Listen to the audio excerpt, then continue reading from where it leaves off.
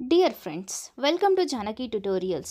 Today we will discuss about continued portion of KSET paper 1 2023 question paper in detailed solution. So last ಕ್ಲಾಸಲ್ಲೆಲ್ಲ ನಾನು up to 2 videos ಏನೋ ಮಾಡಿದ್ದೀನಿ. ಅದರಲ್ಲಿ 10 questions solve ಮಾಡಿದ್ದೀನಿ. So ಆ ವಿಡಿಯೋಸ್ನು ನೋಡಿ, ಪ್ಲೇಲಿಸ್ಟಲ್ಲಿ ವೀಡಿಯೋಸ್ ಬರ್ತವೆ. ದೆನ್ ಡಿಸ್ಕ್ರಿಪ್ಷನಲ್ಲಿ ಟೆಲಿಗ್ರಾಮ್ ಲಿಂಕ್ನ ಹಾಕಿದ್ದೀನಿ. ಟೆಲಿಗ್ರಾಮ್ಗೆ ಜಾಯ್ನ್ ಆಗಿ ಇದ್ರ ರಿಲೇಟೆಡ್ ನೋಟ್ಸ್ ಎಲ್ಲ ನಾನು ಅದರಲ್ಲಿ ಅಪ್ಡೇಟ್ ಮಾಡಿರ್ತೀನಿ. ಓಕೆ, ನಮ್ಮ ಚಾನಲ್ನ ಸಬ್ಸ್ಕ್ರೈಬ್ ಮಾಡಿ. ಓಕೆ, ನೋಡ್ತಾ ಹೋಗೋಣ ನೆಕ್ಸ್ಟ್ ಕ್ವಶನ್ನ. ಓಕೆನಾ? ಓಕೆ, ಸೀದಾ 26th ಕ್ವಶನ್. ಇಲ್ಲಿ 26th ಕ್ವಶನ್ ಇದೆ ಅಲ್ವಾ. ಸೊ ರಿಮೈನಿಂಗ್ 5 ಕ್ವಶನ್ಸು ಅದು ಏನಂದರೆ ಪ್ಯಾರಾಗ್ರಾಫ್ ರಿಲೇಟೆಡ್ ಕ್ವಶನ್ ಇದೆ. ಸೊ ನಾನು ಇದನ್ನ ಟೆಲಿಗ್ರಾಮಲ್ಲಿ ಶೇರ್ ಮಾಡ್ತೀನಲ್ಲ, ಅಲ್ಲೋದನ್ನ ನೋಡ್ಕೊಳ್ರಿ. ಓಕೆನಾ? ಸರಿ, come to the next question. 26th. Match the following: Dewey, Aristotle, Krishnamurti and Plato. ಹೌದಾ? ಸೊ ಇವರೆಷ್ಟು ರಿಲೇಟೆಡು ಕಮ್ಯುನಿಕೇಷನ್ ರಿಲೇಟೆಡ್. ಅವ್ರು ಏನು ಹೇಳಿದ್ದಾರೆ? Ethos, pathos, logos, shared. So ಇಷ್ಟೆಲ್ಲ ಅಂದರೆ communication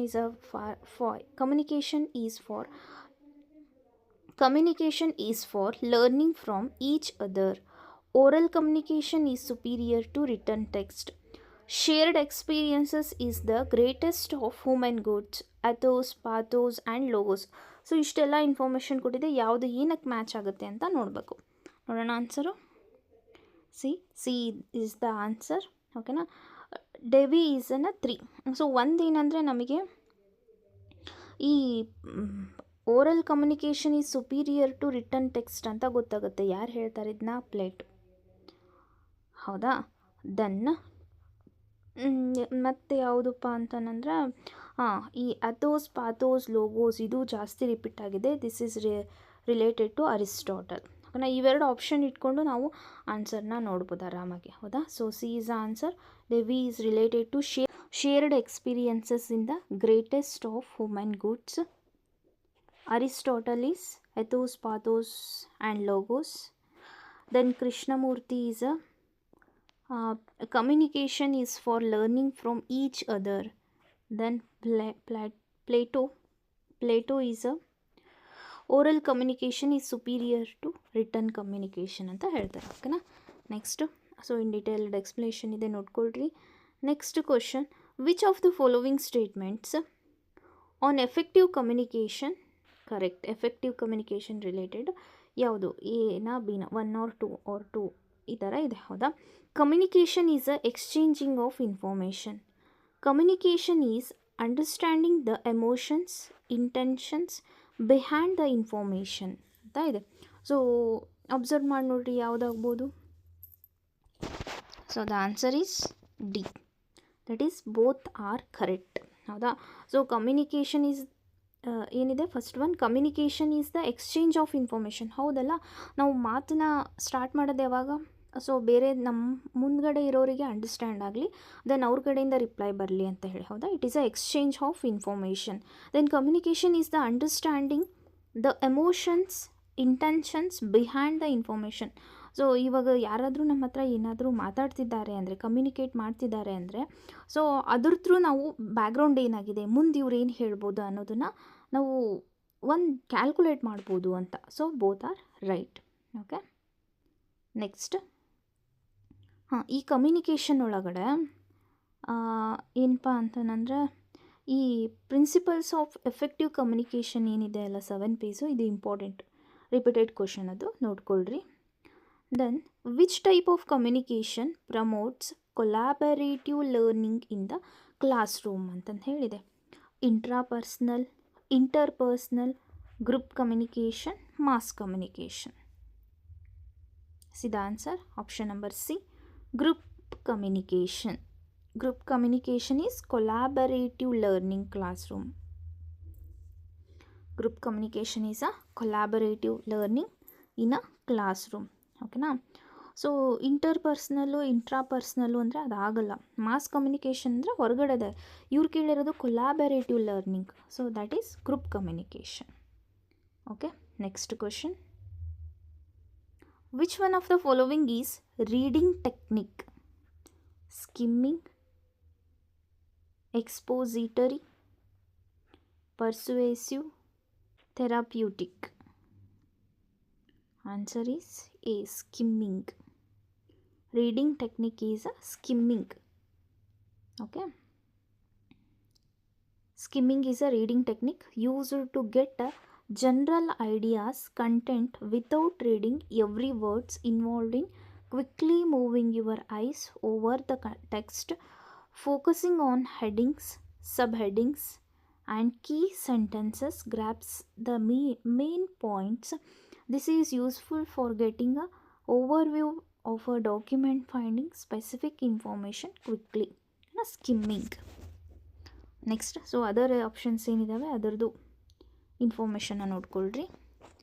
then 2 statements are given, one is labelled as assertion and the other one is labelled as a reason. Choose the correct code in the following. Assertion A, barriers of communications are the hurdles that affect the message quality reaching the receiver. It may reduce the emotional distance during the communication. ನೋಡೋಣ answer. Option number C. A is correct but R is incorrect ಅಂತ. A is right. Barriers ಅಂದರೆ ಅವೇ ಏನು problems ಅನ್ನಂಗೆ. Barriers of communications are hurdles, ಹೌದಲ್ಲ, ಅವು hurdles ನಮಗೆ. That affect the message quality reaching the respective receiver. Correct. ಏನು ಕಮ್ಯುನಿಕೇಷನಲ್ಲಿ ಬ್ಯಾರಿಯರ್ ಇತ್ತು ಅಂತಂದರೆ ಅದು ಮೀನಿಂಗೇ ಚೇಂಜ್ ಆಗಿಬಿಡುತ್ತೆ ಅಂತ. Then it may reduce, which it ಅಂದರೆ barriers. Barriers may reduce emotional distance during the communication. It doesn't reduce the emotional communications. Okay, that is answer become a C. Next, which of the following figures do not belong in the series. Okay, ಸಿರೀಸಲ್ಲಿ ಯಾವುದಿಲ್ಲ ಅದನ್ನ check ಮಾಡಬೇಕು. ನೋಡಿರಿ ಯಾವ್ಯಾವಿಲ್ಲ belong ಇಲ್ಲ ಅಂತ ಏನಂತ ನೋಡೋಣ. Okay, ಯಾವುದಾದ್ರೂ ಸಿರೀಸ್ ಒಳಗಡೆ ಇದ್ದಾವೆ ಇಲ್ಲ ನೋಡಿರಿ. ಇಲ್ಲಿ ಬಿ ಸಿ ಡಿ ಇ ಇದೆ, ಜಿ ಹೆಚ್ ಐ ಜೆ ಹೌದಾ ಸಿರೀಸಲ್ಲಿದೆ, K L M N correct. Next P Q ಬರಬೇಕಿತ್ತಲ್ಲ ಇಲ್ಲಿ. ಸೊ ಹಾಗಿದ್ರೆ ಫೋರ್ತ್ ಒನ್ ಈಸ್ ರಾಂಗ್. ಕರೆಕ್ಟಾ? ಪಿ ಕ್ಯೂ ಆರ್ ಎಸ್ ಬರಬೇಕಿತ್ತು, ಉಲ್ಟಾ ಕೊಟ್ಟಿದ್ದಾರೆ ಇಲ್ಲಿ.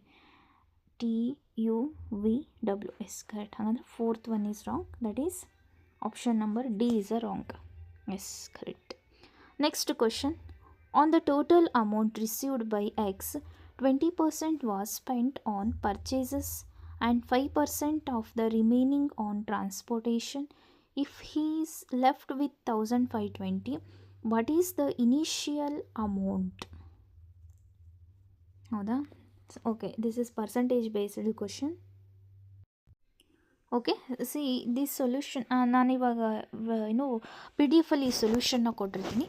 ಬಟ್ ಹಾಗೆ ಅಸ್ಯೂಮ್ ಮಾಡಿ ಯಾವ ಥರ ಇದನ್ನ ಅದರ್ ಮೆಥಡಲ್ಲಿ ಸಾಲ್ವ್ ಮಾಡ್ಬೋದು ಅಂತ. ಹೆಂಗಂದರೆ ಅಸ್ಯೂಮ್ ಮಾಡಿರಿ, ಇಲ್ಲೇನಿದೆ on the total amount received, total amount ಇಲ್ಲಿ ರಿಸೀವ್ ಆಗಿದೆ, ಓಕೆನಾ. ಬಟ್ ಆ ಅಮೌಂಟ್ನ ಕೊಟ್ಟಿಲ್ಲ, ಅಮೌಂಟ್ನ ಎಕ್ಸ್ ಅಂತ ಕನ್ಸಿಡರ್ ಮಾಡಿದ್ದಾರೆ. 20% was spent on purchase. Okay, ಆ ಅಮೌಂಟು ನಾವು ಅಸ್ಯೂಮ್ ಮಾಡೋಣ, ಆ ಟೋಟಲ್ ಅಮೌಂಟು 100 ಇದೆ ಅಂತ ಅಸ್ಯೂಮ್ ಮಾಡೋಣ. ಓಕೆನಾ. ಸರಿ, ಈ ಟೋಟಲ್ ಅಮೌಂಟ್ 100 ಇದೆ, ಎಕ್ಸ್ ಅಂದರೆ 100. 20% ವಾಸ್ ಸ್ಪೆಂಟ್ ಆನ್ ಪರ್ಚೇಸ್. ಓಕೆನಾ, ಈ 100 ರುಪೀಸಲ್ಲಿ 20% ಪರ್ಚೇಸಿಗೆ ನಾನು ಸ್ಪೆಂಟ್ ಮಾಡಿದ್ದೆ. ಅಂದರೆ 100 ರುಪೀಸಿನ 20% ಅಂದರೆ 20 ರುಪೀಸ್, ಹೌದಾ. ಸೊ ಲೆಸ್ ಮಾಡಿದರೆ ನನ್ನ ಹತ್ರ ಇನ್ನು ರಿಮೈನಿಂಗ್ ಅಮೌಂಟ್ 80 ರುಪೀಸ್ ಇದೆ. Then spend and 5% of the remaining on transportations. So ಈ ರಿಮೈನಿಂಗ್ ಅಮೌಂಟ್ ಒಳಗಡೆ 5% ಟ್ರಾನ್ಸ್ಪೋರ್ಟೇಷನ್ಗೆ ಅಂತಂದು ಹೇಳಿ ಇನ್ವೆಸ್ಟ್ ಮಾಡಿದ್ದಾರೆ, ಹೌದಾ. ಸೊ ಇದ್ರದ್ದು 5% ಎಷ್ಟಾಗುತ್ತೆ, ಹೆಂಗೆ ಕ್ಯಾಲ್ಕುಲೇಟ್ ಮಾಡಬೇಕು? Actually this is equals to 100, ಕರೆಕ್ಟಾ. ಸೊ ಪರ್ಸೆಂಟೇಜ್ ಬೇಸ್ ಮೇಲೆ ನಾನು ಒಂದಷ್ಟು ವಿಡಿಯೋಸ್ ಮಾಡಿದ್ದೀನಿ, ಅಲ್ಲಿ ನೋಡ್ಕೊಳ್ರಿ. ಸರ್, ಇದು ಈ 80 ರುಪೀಸಿಂದು, ಓಕೆನಾ, 80 ರುಪೀಸಿಂದು 10% ಅಂದರೆ ಎಷ್ಟಾಗುತ್ತೆ? ಇಲ್ಲಿ 1 ಪಾಯಿಂಟ್ ಕೊಡಬೇಕು, ಹೌದಾ. ಸರಿ, ಹಂಗಂದರೆ 8 ರುಪೀಸ್ ಆಯಿತು. 8 ರುಪೀಸಿಂದು 5% ಅಂದರೆ ಎಷ್ಟಾಗುತ್ತೆ? ಅದರದ್ದು ಹಾಫು 4 ರುಪೀಸು, ಕರೆಕ್ಟಾ. ಸೊ ಅದೇ ಥರ ಇಲ್ಲಿ 80 ರುಪೀಸ್, 80ದು 5% ಅಂತಂದರೆ ಎಷ್ಟಾಗುತ್ತೆ 4 ರುಪೀಸ್ ಆಗುತ್ತೆ. ಸೊ ಹಾಗಂದ್ರೆ ಇವಾಗ ರಿಮೈನಿಂಗ್ ಅಮೌಂಟ್ ಎಷ್ಟಿದೆ ನನ್ನ ಹತ್ರ 80 ಅಂತಂದರೆ 4 ಹೋಯ್ತು, 80 ಇತ್ತು 4 ಹೋಯ್ತು, ಎಷ್ಟು ಉಳೀತು ರಿಮೈನಿಂಗ್ ಅಮೌಂಟ್ 76. ಕರೆಕ್ಟಾ? ಸರಿ, ಇಲ್ಲೇನು ಹೇಳಿದ್ದಾರೆ, if the remaining on the transportation if he is left with 1520 what is the initial amount. So left with 1520 ಅಂದರೆ ದಿಸ್ 76% ಈಸ್ ಈಕ್ವಲ್ಸ್ ಟು 1520. ಕರೆಕ್ಟಾ? ಓಕೆ, ಹಾಗಂದ್ರೆ ನನಗೆ ಇವಾಗ ಏನು ಬೇಕು, what is the initial amount ಅಂದರೆ ಕ್ಯಾಪಿಟಲ್ ಹೋಲ್ ಅಮೌಂಟ್ ಬೇಕು, starting ಎಷ್ಟಿತ್ತು ನನ್ನ ಹತ್ರ ಅಂತ. ಸರಿ, ದಿಸ್ ಈಸ್ ಈಕ್ವಲ್ಸ್ ಟು 76% ಅಂದರೆ ನಾನು ಇದನ್ನ 100ಗೆ ಕನ್ವರ್ಟ್ ಮಾಡಬೇಕು. ನನಗೇನು ಗೊತ್ತು, ಇದು 76%ಗೆ ಈಕ್ವಲ್ ಇದೆ ಅಂತ ಗೊತ್ತು. ಸೊ ನಾನೇನು ಮಾಡ್ತೀನಿ, 1%ಗೆ ಕನ್ವರ್ಟ್ ಮಾಡ್ಕೊತೀನಿ. ಅಂದ್ರೆ 1520 ಡಿವೈಡೆಡ್ ಬೈ 76 ಮಾಡಿದರೆ ನನಗೇನು ಬರುತ್ತೆ, 1%ಗೆ ಎಷ್ಟು ಅನ್ನೋದು ನಮಗೆ ಗೊತ್ತಾಗುತ್ತೆ. ಸೊ ಓಕೆನಾ? ಸೊ ಇದನ್ನು ಡಿವೈಡೆಡ್ ಬೈ 76 ಮಾಡಿದರೆ ಎಷ್ಟಾಗುತ್ತೆ, 76 1s 76 2s 152 20 0ಗೆ 20 ಆಯಿತು. ಅಂದರೆ 20 ಇಂಟು ಎಷ್ಟು ಮಾಡಬೇಕು, 100ಗೆ ಕನ್ವರ್ಟ್ ಮಾಡಬೇಕು ಇದನ್ನ. ಓಕೆನಾ? ಎಷ್ಟಾಗುತ್ತೆ ಟೋಟಲ್ 2000. ಓಕೆನಾ? Answer is B. ನೋಡೋಣ ಆನ್ಸರ್ ಏನಂತ. Yes, correct, answer is B.